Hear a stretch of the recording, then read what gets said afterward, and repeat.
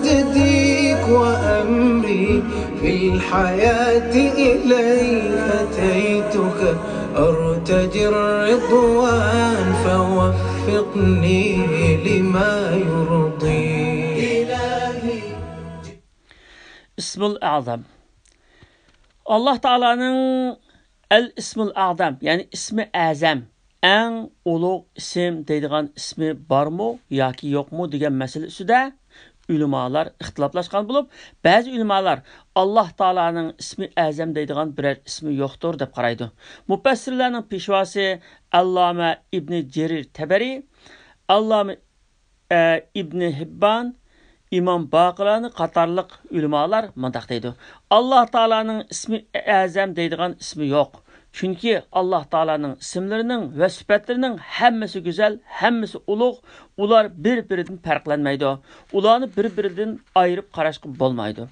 Ammo ko'p sonliq ulamolar Alloh taolaning ismi Azam deb ismi borligini qaror qildi. Ular bu haqda kelgan tuvandagi hadislarni naql qildi. Burayda İbn Husayb radhiyallohu anhudan rivoyat qilindiki, payg'ambar sallallohu alayhi vasallam bir odamning Allohumma inni as'aluka bi anni ashhadu annaka antalloh la ilaha illa antal ahadus samadul ladzi lam yalid va lam yulad va lam yakul lahu kufuwan ahad. Ey Allah, fazli karamingni tilayman. Haqiqatan sendan boshqa haqiqiy iloh yo'qdir.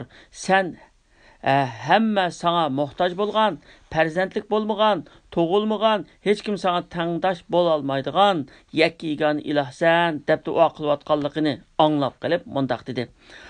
Allohning nomi bilan qasam qilmanki, bu odam uning bilan nima so'rasa beriladigan, uning bilan qilgan duolar ijobat bo'ladigan ismi Azam bilan duo qildi degan.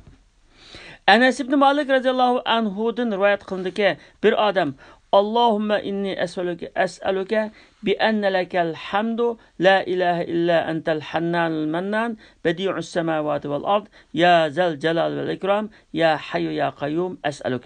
Ey Allah, fazli karamingni tilayman. Barcha hamdu sana sana xosdir. Sendan boshqa haqiqiy iloh yo'qdir. Sen nihoyat shafqatlik va kuyimchansan. Ko'p ihson qilguvchisan. Osmonlarni va zaminni örneksiz yaratgan zatsan. Ey azimatlik ve keremlik ilahim, ey hamisha tirik bolguchi, osmonlarning va zaminning ishlarini idora qilib turguchi Rabbim, senden hojatlarimni tilayman deb duo qilyotdi. Payg'ambar sallallohu alayhi vasallam bu vaqtda bu odam uni o'qib nima tilisa beriladigan va duolar ijobat bo'ladigan ismi Azam bilan duo qildi dedi. Yuqorqi hadislar ismi Azam to'g'risida kelgan eng ishonchli hadislar bo'lib, Alloh taolaning ismi Azam degan ismining borligini isbotlaydi. Endi ismi Azam qaysi? Ba'zi ulamolar Alloh taolaning Allah degan muborak ismini ismi Azam deb qaraydi. Chunki Alloh taolaning barliq ismlari mushu ismga agishidi. Masalan, Allohu Xoliq, Allohu Roziq, Allohul Alim, Allohul Hakim, Allohul Basir, Allohus Semi' deganga o'xshash.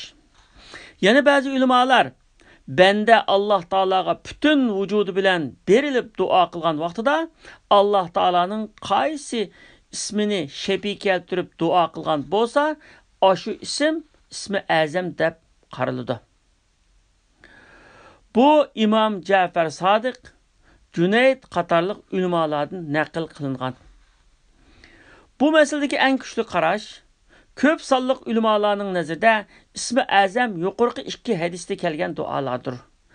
Ashu ikki duoning qaysi birini qilgan odam Alloh taolaning eng ulug' ismi bo'lgan ismi Azam bilan duo qilgan bo'ldi.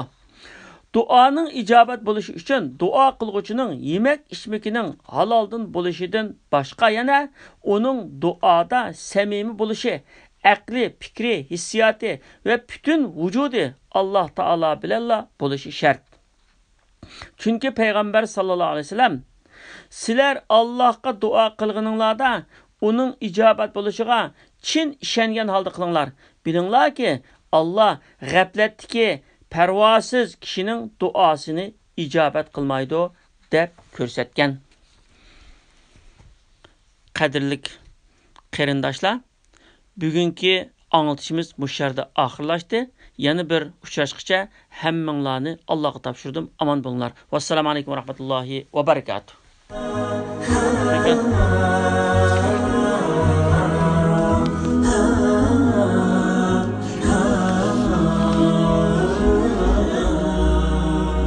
إلهي جئت أستجديك وأمري في الحياة إليك أتيتك أرتجي الرضوان إلهي جئت أستجديك وأمري في الحياة إليك أتيتك أرتجي الرضوان فوفقني لما يرضيك إلهي جئت أستجديك وأمري في الحياة إليك أتيتك أرتجي الرضوان فوفقني لما يرضيك رضيت بأمرك المقسوم عطاؤك بيننا محتوم رضيت بأمرك المقسوم عطاؤك بيننا محتوم أيا من